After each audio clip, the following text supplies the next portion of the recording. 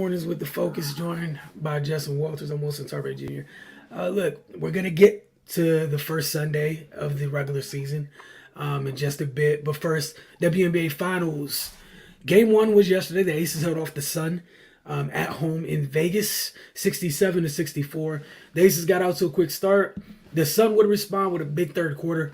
Vegas took a 5 point lead late. I'm talking like with 30 seconds left in the game. They turned it over. The Sun got the ball down three with 13.4 seconds after a big block by Alyssa Thomas, who blocked the Chelsea Gray three. You all know how hard it is to stay in front of Chelsea Gray, let alone block one of her shots. The Sun had a chance. Their ball, 13.4 seconds left in regulation. DeWanna Bonner gets the ball on the right wing, tries to create some space. She's about 6'4", so even if it's slightly contested, she typically has somewhat of a clean look. That said, the shot was short. Kia Stokes came up with a rebound, and the Aces hold on to take game one. Game two of the WNBA Finals is Tuesday night. The Aces were led by MVP and DPOY Asia Wilson, who received her MVP trophy before the start of yesterday's finals game. She had 24 points, 11 rebounds, 2 steals, and 4 blocks. Chelsea Gray added 21 points and 6 turnovers, kind of uncharacteristic by her. The Suns were led by Alyssa Thomas's 19 points, 11 rebounds, 5 assists, 3 steals, and 3 blocks. That's a hell of a line for anyone. Jonquel Jones finished with 15 points, 9 rebounds, and a block. And Brianna Jones added 12 off the bench. Expect this to be a tightly contested series. That said, the Aces took game one. We'll see how things look. Game two again on Tuesday night. All right, Justin, a bunch of games yesterday. A lot of folks going, we knew this was going to happen with the reactions off of game one and the season indictments and, the world is falling in oh so many places. That said, just want to hear some of your thoughts on the first Sunday of the NFL regular season. All right. Well, obviously I'll give you the broad view, and as the week goes on, I'm going to dive into the tape, and hopefully the NFL Plus works and get a really get into games a little more. But I watched a bunch of the games and got in as much as I could. The Steelers Bengals game, man. I don't know why I went that game first, man, but maybe I was watching it with a big time Steeler fan, Sid, and I was so impressed with their defense, man. I was super impressed, man. And Minka Fitzpatrick had an amazing game, man. Like he almost lost the game by being overly aggressive, and for some reason the Bengals bring that out of people. Having that group of receivers, and we had a couple semi-cheap shots late, but he made some amazing plays. Was in on every play, even after the touchdown, blocked the field goal to put in the extra point to put in overtime. Had a pick six. Just he was amazing, man. And that Steelers offense is bad. I guess sometimes they say believe what they say. Hey, certain teams' offensive lines were bad in the preseason. They're bad now. With all the questions, offensive coordinator's bad. They're bad. Like that offense struggled big time, and to pull that game off was big for them. But again, losing, we'll see how long Najee Harris is out. I think he hurt his foot, and then it looks like Watt might be out maybe for the season, maybe 12 weeks or something like that. So it was a costly win for them, but to pull that game out, they looked like they really wanted that game, and they should have won that game by 20, to be honest with you. But, seeing the Bengals struggle, and again, Jamar Chase is amazing. Jamar Chase is a beast in every way, but they lost T. Higgins. I don't know how I think that might have been a concussion or something. But again, guys like Burrow, man, as good as they are, it's a thin line sometimes. When you take chances and you have that confidence, sometimes that ball bounces your way and sometimes it doesn't, and they don't have the extreme physical skills to pull off certain things, but that confidence is dangerous. It's a double-edged sword. And, you saw some of those things go against them yesterday, and I'm sure they'll be fine. But, just to see that, I thought Mixon played real well. Obviously TJ Watt had a great interception and got pressure with most pressure mostly all day. So, the Steelers, they played really well. The Eagles Lions, man, that ended up being a shootout. I just worry about the Lions. Are they going to be a team that finds a way to narrowly lose a lot every week?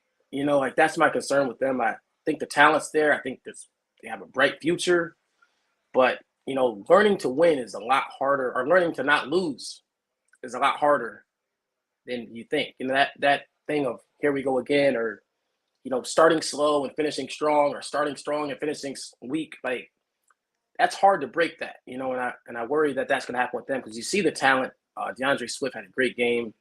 Goff had a rough first half and stepped up in the second half.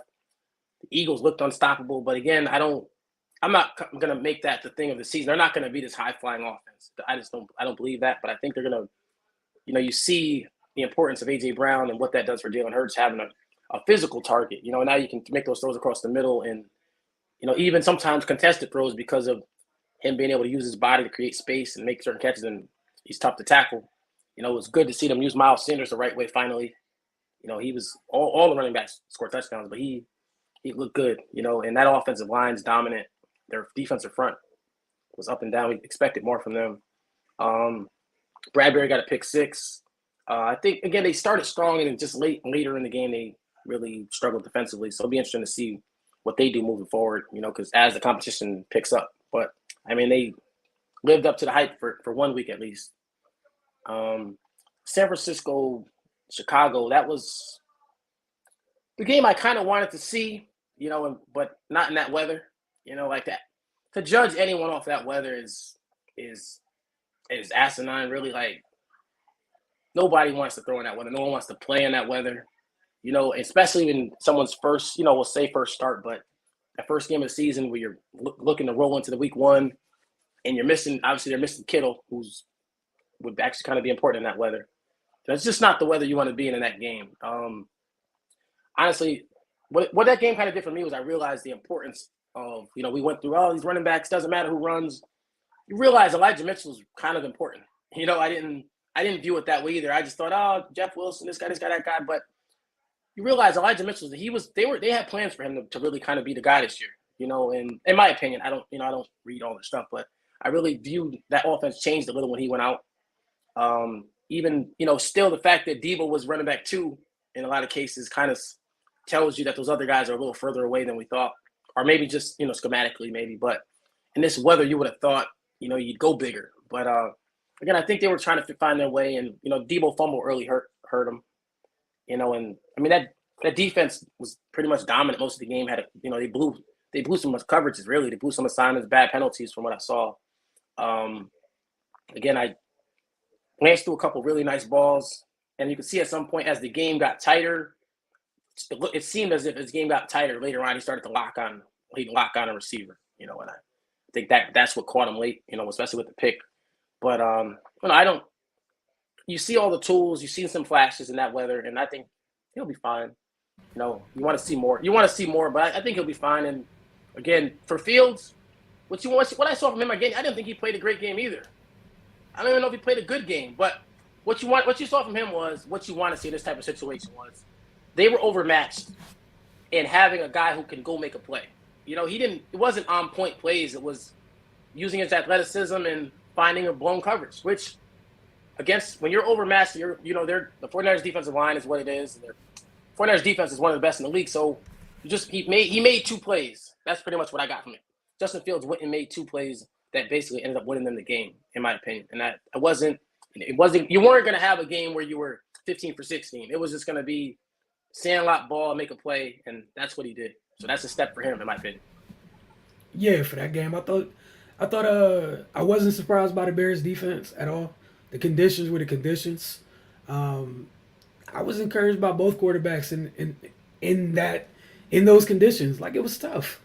It is what it is. I saw a lot of people going crazy one way or the other. Like, I'm gonna tell you right now, man. I know some of you Jimmy people. The Bears would have put up fantasy numbers yesterday in that weather, behind that line, if that man was under center yesterday. There were so many times where if that kid wasn't back there to make something out of nothing, it would have got bad. And that was literally the case for both of them yesterday. Pockets were non-existent for much of the game for both of those quarterbacks. And like you said, I think that's something maybe I undervalued Eli Mitchell a little bit too. There's a gap between him and everybody else. Because it went from a well-oiled machine until the moment he got hurt. And then after that, oh man, things got really interesting. And I also think, like, with the Jeff Wilson Jr. thing, I wouldn't be surprised. Like if Eli is out for a while, I wouldn't be surprised if it turns into I think Jeff might get the first crack at it. We're really close to seeing Jordan Mason and TDP. I think, and I don't think TDP or Danny Gray was active yesterday, and I think that might be the last time you see that they're both inactive for this season. And also, just to keep it like just to make it real simple, you can't have that many penalties. That's it. Like it's disgusting. It was bad football. They were very undisciplined, and maybe they should have played some starters in the preseason. That's what it looked like. Just to be completely honest, like it looked like one team whose starters got reps in the preseason, and it looked like another team where not so much. Be real honest, just not so much. Stuff was clunky at times, especially late in the game. Why was it clunky? Yes, we could, and the quarterback gets to share the blame for sure. But there was a bunch of drops. There was one play where I think it looked like Chicago was in zone, and Trey threw behind Jennings. I think he expected Jennings to stop, like it's in his zone, sit down right there, and he kept going, just clunky. But again, I think you and I both talked when the Bears had this draft class. We were excited about what they had because they essentially filled out their defense. So I wasn't shocked from that point at all. That said, there were plays to be had, missed opportunities. Let me start with the Debo fumble. And I wouldn't be shocked if Debo doesn't start looking like Debo till like week 4 or something. The man held in, whatever, what have you. He's not who he is right now. Still no excuse for the fumble.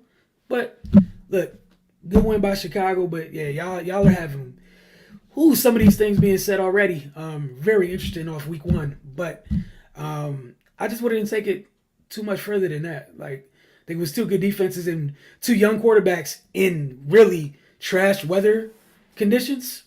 That's it. And mind you, both of the plays that Justin made came after it were drives that were extended by penalties. Take away the penalties, neither one of those plays happened. But again, credit them for making them happen. Everybody can't make those plays. And that's what makes the kid special. So that's what I'm never going to take away from him. Somebody else under center, yeah, they probably have 0. Like that, I think one of the most, even the broken plays, the most impressive play of the game to me by Justin was, I think it was a play action boot. He comes out the play fake and turns, and Samson Ebukam is just sitting right there. Gets a clean shot. Justin makes a miss. Like, dude's special. Dude. And that's all I saw, I think, for both of them. At times was both of them making something out of nothing over and over and over again, giving their offensive units a chance. And for the most part, like, both of their supporting cast kind of shaky yesterday in the weather, to say the least. What's up, Sid? He said Minkah is the best trade in Steelers history. Bro, look, it's looking that way. I ain't gonna lie. It's looking that way. Pay that man whatever he wants. Whatever he wants. Whatever he wants. He deserves it.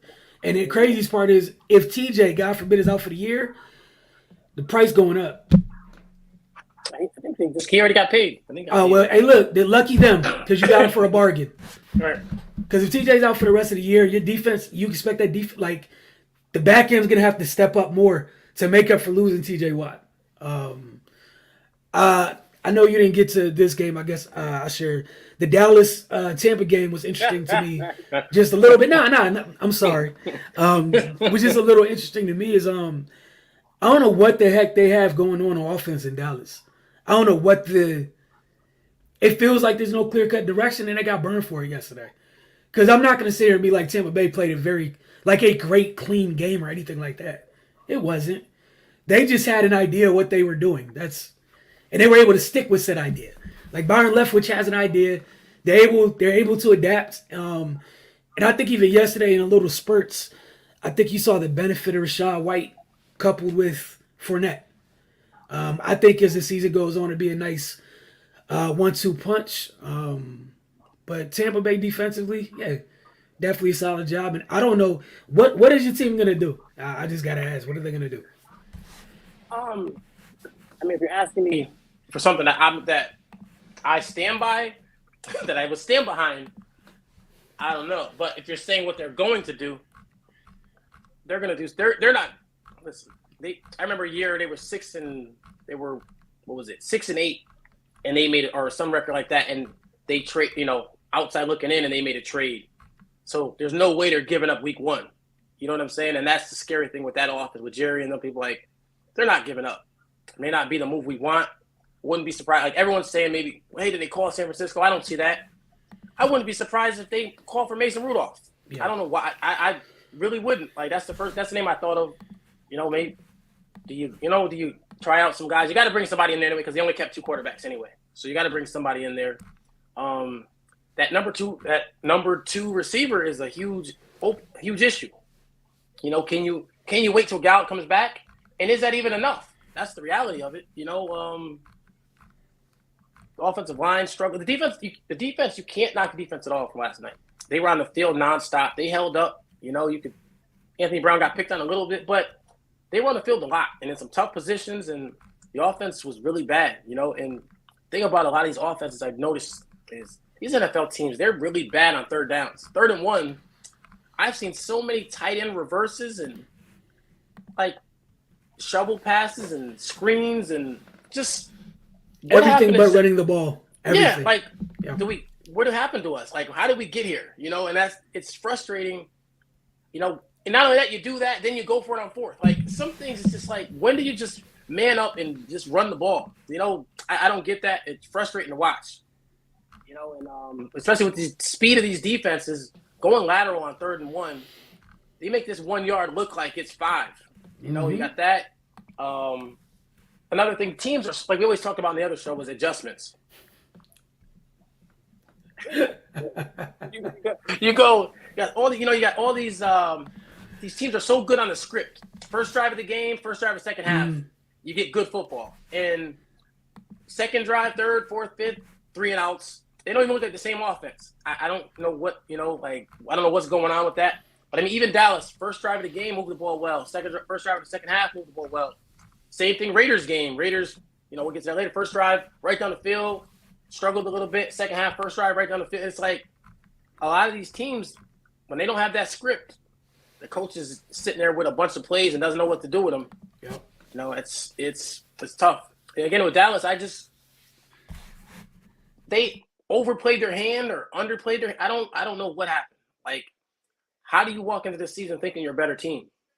And we're starting to slowly find out if they don't respect your receiver, your number 1, it doesn't work. Like, as good as CeeDee Lamb is, he makes great with contested catches, can do some stuff after the catch, but he's not a number 1, and that's okay. That's okay until you make him your number 1. As a 1B, 2, he's fine. And whatever we thought of Cooper, we didn't like his mannerisms or how he carried himself, and he didn't seem like he was into it. Those teams put the number 1 on him for a reason. And he had success against a lot of 1s. And what that did, Dak trusted him, And if a lot of times you try to throw some of those comebacks and those out routes last night, and Tampa Bay corners weren't moving because they weren't threatened. And you're able to focus a little bit more on CeeDee. And CeeDee's not beating, number 1 corners. He had, a couple times Carlton Davis was all over him because they're not threatened, and that threat, not even so much of Cooper having big games, but that threat of him being there opened up other people, and I just think, again, if you didn't want to keep Cooper, there were a lot of other options you could have at least gave a shot to.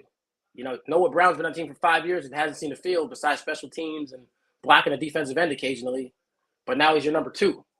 What does that say about the Jalen Tolbert pick that he didn't even dress yesterday? You had an undrafted free agent starting. And again, it's just, I don't know. It's a tough situation, man. I don't know how you just bounce back. Like, with Dak, you're in trouble. If Dak was playing next week, you'd still be in trouble. So now you take Dak out of it, and you're asking a lot of whoever you bring in there. And that defense is going to have to do some things. Like, I don't know. And Parsons has proven he's one of the better defensive players in the league, but he ain't scoring touchdowns. Nah.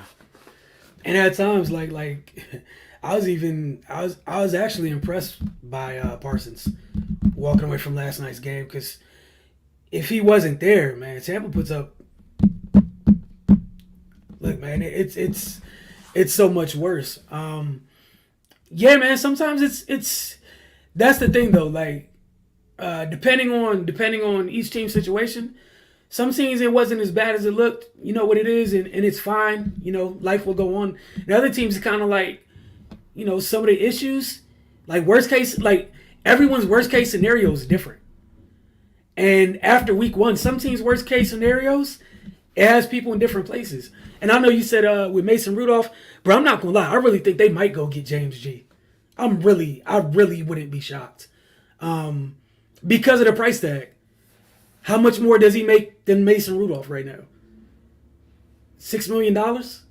Like no, I'm not saying $6 million more, but the contract's like six in total. If dude's out 6 to 8 weeks, I don't think you can afford to. And it's Jerry. Like I don't. If he went and got Mason Rudolph, like I can see it on both ends because it's Jerry, but I can also see Jerry being like, "Well, I'm gonna go get a winner." Like I don't know. I don't know what he's gonna do, but it's a tough situation. That's what I do know for sure, right? And then also, what do you give up in a trade to go get a quarterback from somebody else? Like, what is it gonna cost? You know. So I mean, it'd be interesting, but yeah, I saw some people acting like, "Oh, James, Jimmy doesn't look too bad." And I'm like, it doesn't, but for 6 to 8 weeks, can you afford it? Like another team in another market could probably just be like, hey, whoever the backup is, we'll figure it out. We'll keep going. We trust our scheme. We trust our defense. This is Jerry Jones. He's never he's not about to be out here with his team and have nothing to talk about. So I don't know, man. We'll see. But you're on mute. Yeah, no, I could see. I just think more stylistically, whatever they think their style is. I don't know. I just have a feel like I could see Rudolph being that kind of guy for them. But I don't. I mean, I don't want either, to be honest with you. But I just I don't see them throwing in the towel. Jimmy's the name, so maybe that fits Jerry. He's a name, and it sounds good to make that move. But I don't know. I really don't. And again, like you said, it's not 2 weeks, so you're not riding the Cooper Rush out for 8 weeks. You bring in somebody and let Cooper play a week, and then start getting this other guy ready. I don't know. Would you go after a guy like Cam or somebody? I don't know. I don't know. But they're in a bad spot because I think a lot of the questions, if they had a test and all the questions, the answers were wrong. Like, all the questions that we talked about in the offseason, hey, why'd you do this? Why'd you do that? It all went bad.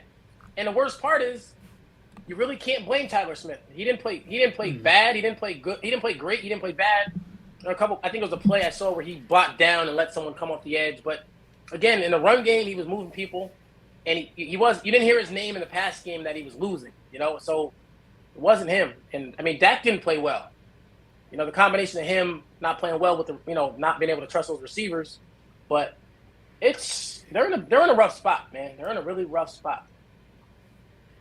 No, I agree with you. I'm interested to see what they do because again, I've never pegged Jerry for being a patient, prudent person.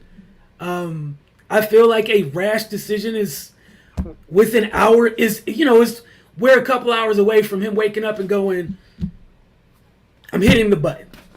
I just don't know whose name is above the button, honestly. Right. But he's gonna do something. Like I just don't expect him to be like, I trust in what we have. It was 1 week. We'll give it a week, see where we're at, and revisit this. I just don't see that being the process in that building.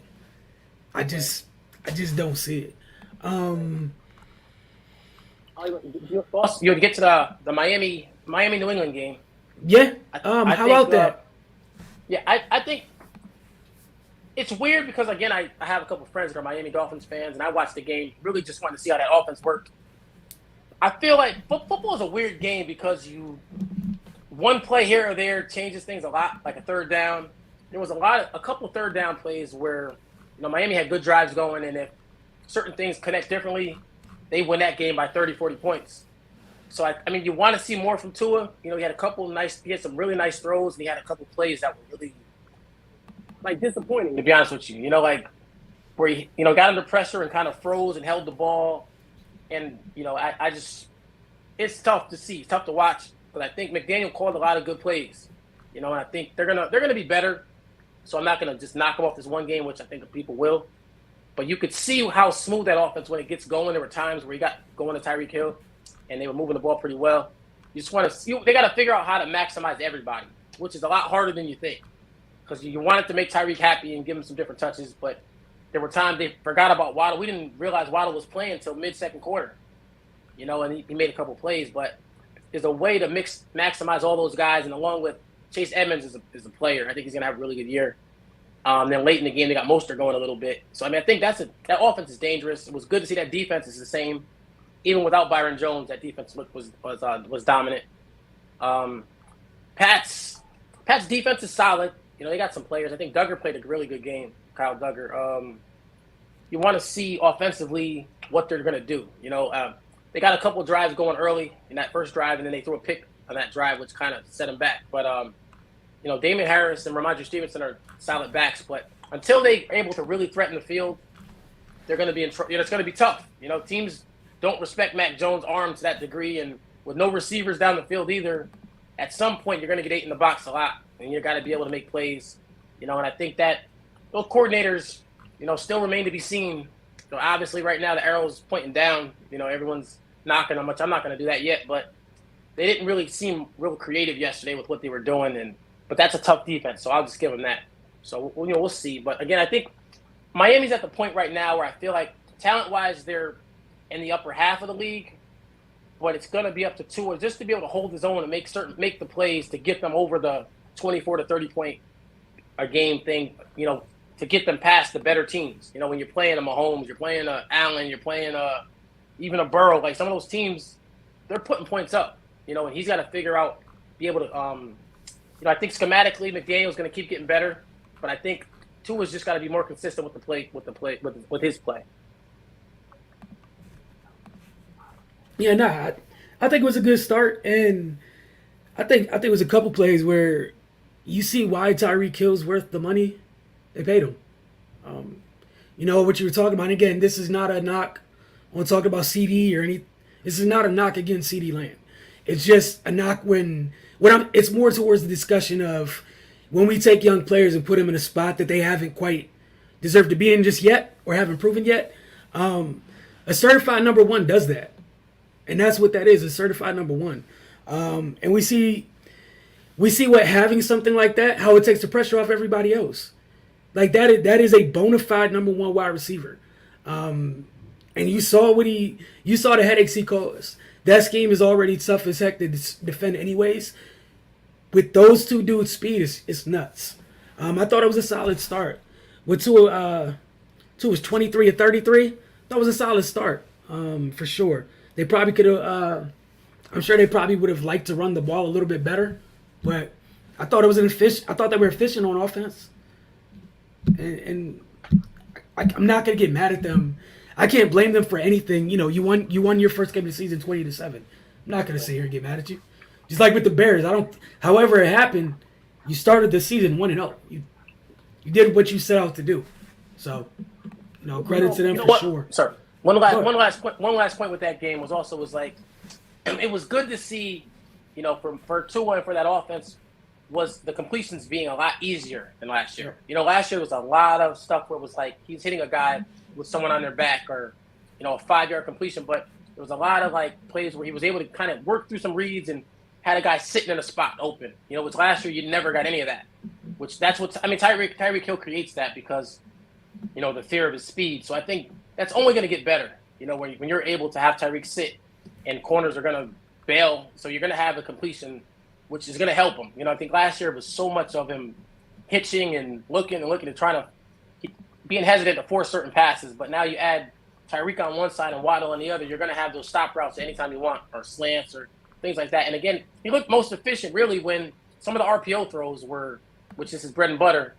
Some of those were some of his best plays. And as McDaniel kind of figures out what Tua does best and mixing and matching certain things with the weapons, I think the offense is only going to get better. And then not to add to that is there was a point when they realized the defense was dominant. You know what I mean? So it wasn't this thing of we didn't have to take as many chances because our defense is in control of this game. So it's like, let's just keep getting these first downs and get out of here with a win. And I think at some point, I think they kind of hit that as well. For sure. I'm trying to look at anything else that jumped out to me from week one. The Colts and Texans tied. I'm not really getting too deep into that. That was funny. Yeah. What do you think about the Vikings and Packers? You know what? The Vikings, we've always talked about the Vikings having talent. You know, like it's a talented roster, but Kirk's this or this is that. And it's like you got the system where you have Jefferson doing Cooper Cup things with a twist, you know, because of he's a more explosive player. He might be the break some of the records Cup set last year. You know, he made the game look easy. They put him in positions where he could get the work, and it took Green Bay a while before they decided to just leave Alexander on him. You know, early on he had linebackers on him, he had safeties on him, and he was running away from him easily. You know, and then so the combination of those two stars, him and Dalvin Cook, you know, in that offense, I think they have a chance to be a really good team. And again, Green Bay that step back was a little more than we thought. You know, Watson dropped a big pass early, and again, not good considering Rodgers didn't have much faith in him at the beginning. But again, Green Bay, I think they're going to be okay. I think they'll be fine. The defense is solid. You know, after a rough start, they played better second half, later in the game, and then offensively, again, that's like we talked about. Everyone not playing preseason, it catches up to you. You know, you sit these guys and you throw them in. They're going to be just rough there. You know, you can try, you can pretend, you can practice, you can do whatever, but you got to play football, especially when you have guys who you haven't played with. Like, they didn't know who their number wide receiver one was, or if they did, Lazard was number one, Lazard, and he got hurt before the game, so he didn't even play. So to walk into a game and just think it's going to click, especially with younger players, it's hard, you know, and that's kind of what happened. They, you know, maybe, you know, you'll see next week they'll play a little more and they'll work themselves into form, and the defense will be solid. So I think they'll be okay. And the other thing was, like we talked about with the running backs, you know, they're going to run the offense to the running backs, but you still got to be able to threaten the defense somehow. And I think they never really got going. And then with Minnesota scoring early, they didn't get to really lay into the running game and the quick game the way they wanted to. And that, you know, that put them in a bind. But again, Minnesota looks, again, they could be a threat, at least be a threat to Green Bay with the division. And they usually seem to get them once a year anyway. So we'll see if Minnesota can keep it up with the new coach. Yeah, I think it's that division is gonna be fun this year. Just period is gonna be fun. You know, we told coming into the year, again going back to how we felt on draft day with the Bears and their additions defensively, they're just gonna be fun. It seems like Eberflus, I'm gonna learn your name. I'm so sorry. The new coach has a plan, and I think that goes a long way versus whatever the heck Nagy was doing out there. The defense is gonna keep them in games every week. It's just the offense capitalizing, and there's gonna be. Look, I think it's safe. It's been a year and it's been one season in a game in a regular. It's 18 career games for Justin Fields thus far. Regardless, it seems like no matter what's going on, you can count on one or two plays a game where he's going to do something absurd. But outside of that, they just have to stay on track. I think that division is going to be fun because right now you got the Bears who are built tough. You got the Lions who are built tough. Green Bay's going to be Green Bay. And I know it's only one game, but O'Connell might be the guy who can smooth out some of the edges that Minnesota had. Because they were, for a team that talented, so freaking choppy. And if he can smooth that out, it'll make for a really, really fun division. We'll see where that goes. But again, it was only 1 week. I'm anxious to see how things progress. We got a game tonight. We still got we got Russ taking on his ex-team in Seattle. So Denver, Seattle tonight. Interested to see how that goes.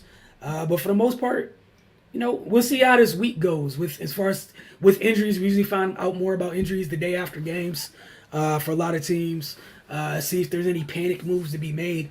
But for a good amount of teams around the league, it looked like some teams looked like that was the fourth preseason game yesterday. They just didn't look sharp.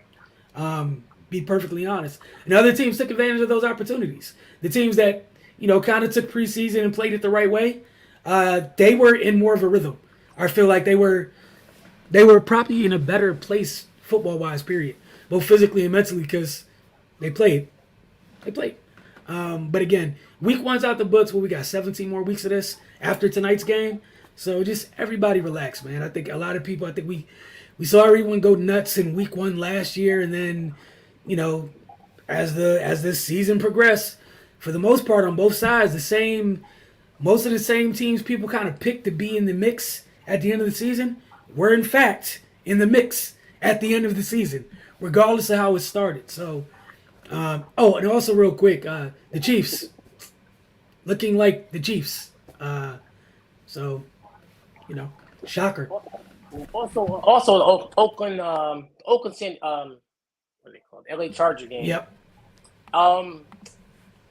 Again, I was impressed with some of the plays Herbert made. I mean, he made a couple of ridiculous throws, but something with that, I just don't get how they disappear. Like, they had a chance to blow that game out, to basically blow them out. I think Carr threw 3 picks, and I kept looking up, and it stayed 24-10, 24-9, whatever it was, just stayed there, and the Raiders kept getting the ball back, and it was only going to be a matter of time before they went on a drive, and put that game. They got it 24-17, or I think got the ball back with a chance to actually take the lead.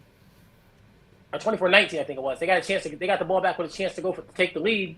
I think where Khalil Mack got a sack on 4th down. But how that offense on San Diego disappears at times, I still don't understand it.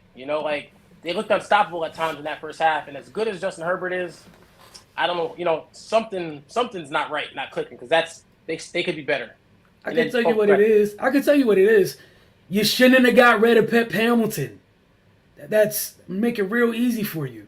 If you have him in your building offensively and you let him go, you failed somewhere. That didn't make any sense. Similar to what we just saw about with Minnesota. Weapons galore. They've been loaded for a while. Like, they went from Stephon Diggs and Adam Thielen to Justin Jefferson and Adam Thielen. Dalvin Cook there all the while.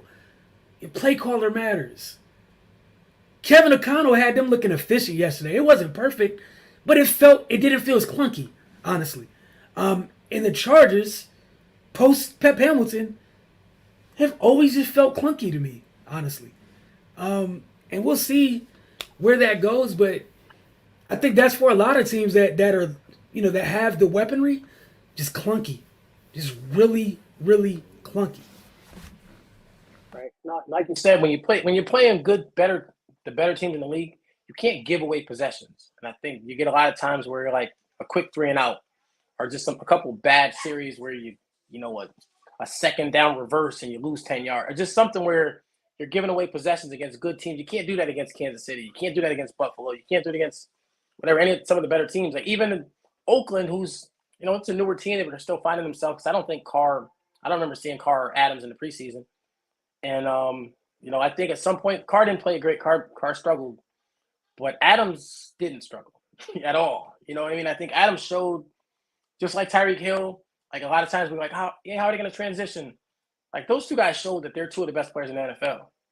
And they had no problem transitioning and showed that their skill sets can play anywhere. And, them, as the Raiders try to figure out the ratio of giving him his touches, but not forgetting about Waller and not forgetting about the slot receiver, I think they saw some juice from Josh Jacobs as well. So I don't think the Raiders will be threatening for a playoff spot as well. They lost the game, but the fact that defense was able to get some stops most of the second half shows, was something they can build off of. And I think, again, that offense is going to improve. So I think both of these teams are teams that can threaten. We don't know, I'm not going to say to what degree, but I think both of these are really good teams. So I think that was a good game to watch. Yeah, there was several good games yesterday. Hopefully tonight's game is good, and then we'll take probably take some time and look back at week 1 as a whole, and then start looking at week 2. However, again, y'all, just whether good or bad, however your team did, it's 1 week of a forever long season. It's 1 week, so just urge you guys to take a deep breath, and we'll see. I guess by tomorrow morning, we'll see what Jerry ends up doing or not doing. We shall see. Thanks for tuning in this morning. We'll see you guys tomorrow morning. Appreciate you as always.